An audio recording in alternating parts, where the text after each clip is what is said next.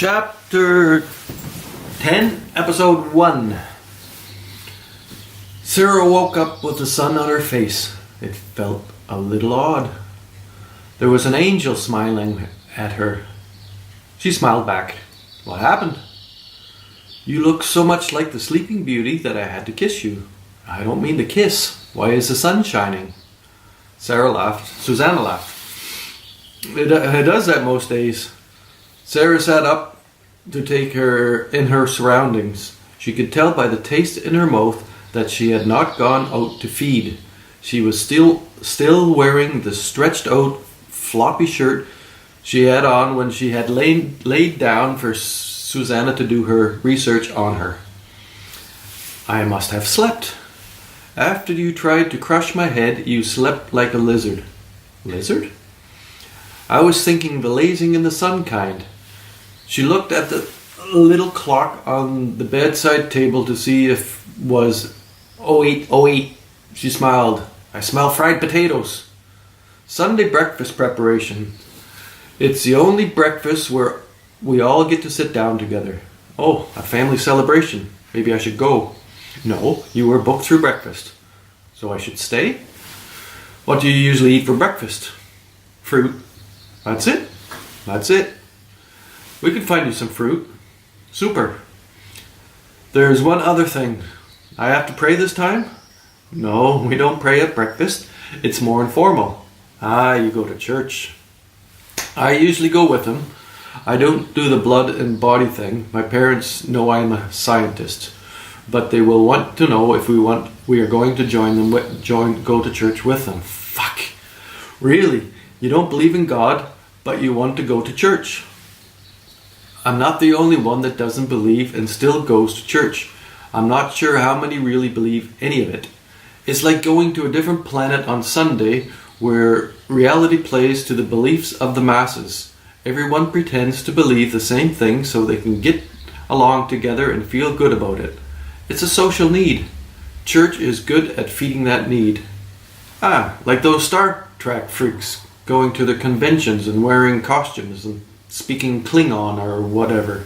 I guess so. My parents are members of a private club. My dad never goes, my mum does.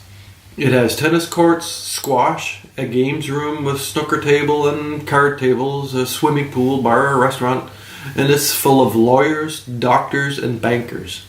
It's like that, except for the pool and the bar and the restaurant. We don't have to go, but my parents would like it, for sure.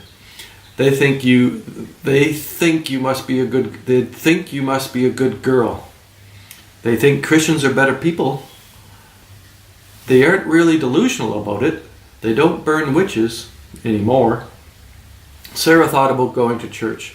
It seemed like a funny thing to do for someone of no faith and limited social skills.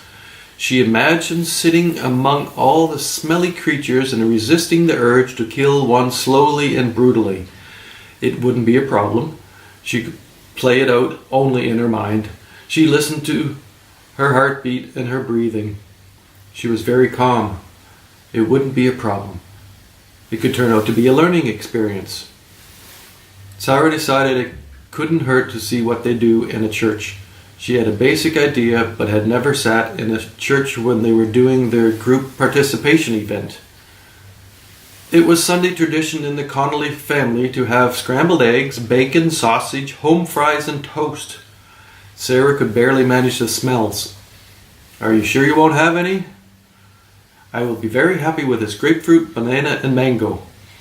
It's been a while since I had a mango. Are you a model? Is that why you eat so little? I'm thinking of playing basketball in college. The mango was almost perfect. Ripe, but not too soft. Maybe not quite the same as picking one ripe off a tree, something Sarah had done. But for New York, it was top. Sarah lost herself in cutting off the skin and slicing off thin pieces to place on her tongue. She held each piece to her nose before eating it. She imagined a jungle where monkeys screamed with toucans and many other birds, and she closed her teeth over the fruit. Suzanna watched her and longed for the pleasure Sarah was obviously having eating a fruit. Sarah not only looked like Pocahontas, she acted like a jungle creature. Suzanna looked over at her brother, who was also staring at the beautiful golden brown wild creature sitting at the breakfast table and somehow still being in a different world. Sarah heard voices, but no one spoke directly to her until she was finished eating her mango. She looked at the banana and thought about eating the banana. She decided not to risk it. The mango had left a good aftertaste on her tongue. She would go with that until she could kill someone. Jeff realized he had been staring at Sarah while she ate. He decided it would be best to concentrate on his own breakfast that suddenly seemed so very inferior to a mango. That was a very good mango. Sarah noticed the Christians were looking at her like she was a strange creature. Suzanna was holding back her laughter. Sarah smiled. "Are you two going to come to church with us?" Sarah entertained the idea that non-believers were burnt. She knew American Christians had hardly burnt anyone since more than 100 years, or was it longer? They had learned about it, the crazy ways of declaring someone a witch. The thought helped her keep a natural smile on her face. If they knew what she was, they would burn her. But history didn't work like that. It was always the guilty killing the innocent. Never the other way around. The bastards liked to burn women. They liked raping them and taking their land. The church had a long history of brutality towards any competition. Women who knew things were bad, men too. But that was blood under the bridge. At least in New York. The Christians had won their dirty war. Church. You go to church with your family? No church in our family. Are you Muslim? I'm not anything. My one grandmother is Zarathustrian, or at least that is what she calls herself. What's that? It's one of the religions that didn't get very popular. I think it's similar to Christianity, but before Jesus. Nietzsche wrote a book about him. My grandmother didn't like it. Thus spoke there Zarathustra was in reference to her prophet. There are still some people practicing the teachings of Zarathustra in India. Alexander the Great or someone put an end to it in Persia. A couple thousand years ago or so. I don't remember. My grandmother gave up trying to teach me about it. I just know it's where I get my name. Oh? Yeah, my name is Zarathustra. It is? Suzanna knew almost every detail about Sarah's body and didn't know her name. Zarathustra Alexandria. That is such a great name. Are you from India? My grandmother was. Does she sacrifice animals? Jeff, don't be an idiot. Well, some religions do, like the Jews and the Muslims. No, they don't. But you still see it in the news, how a bunch of Jews smashed up a bunch of chickens to rid some sin of or disease.